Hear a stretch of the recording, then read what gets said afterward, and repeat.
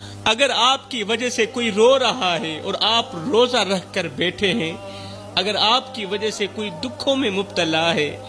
پوری رات کسی کو نیند نہیں آتی تمہاری وجہ سے،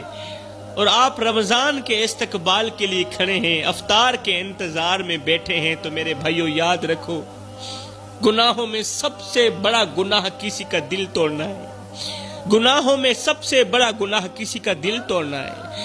اور عبادت میں سب سے بڑی عبادت کسی کے ٹوٹے ہوئے دل کو جوڑنا ہے۔ ایسے گناہ مت کرو جو تمہاری عبادت کو کھا جائیں، کیونکہ کسی کا دل توڑنے والا جو گناہ ہے نا، وہ نیکیوں کو اس طرح کھاتا ہے، اس طرح کھاتا ہے جس طرح آگ لکڑیوں کو کھاتی ہے۔ کسی کو دکھ دے کر، کسی کو درد دے کر، کسی کی عزت والی پگڑی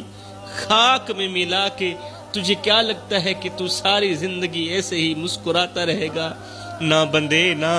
بس وقت کے الٹنے کی دیر ہے، تیری باری بھی دور نہیں ہے۔ اگر تم واقعی چاہتے ہو کہ تمہارا روزہ آسمان تک پہنچے تو سب سے پہلے اس دل تک پہنچو جسے تم نے ایک بار نہیں بار بار توڑا ہے۔ اس کے آنسو پوچھو، اس سے معافی طلب کرو، کیونکہ جس دن میزان قائم ہوگا اس دن ٹوٹے دلوں کا حساب سب سے پہلے لیا جائے گا۔ قیامت کے دن ٹوٹے ہوئے دلوں کا حساب سب سے پہلے لیا جائے گا، اور اس دن انسان اپنی نیکیوں کو بچانے کے لیے، اپنے سجدوں کو بچانے کے لیے، اپنا روزہ بچانے کے لیے ترسے گا، مگر کسی کی ایک آہ اس کی پوری عبادت ہلا کے رکھ دے گی۔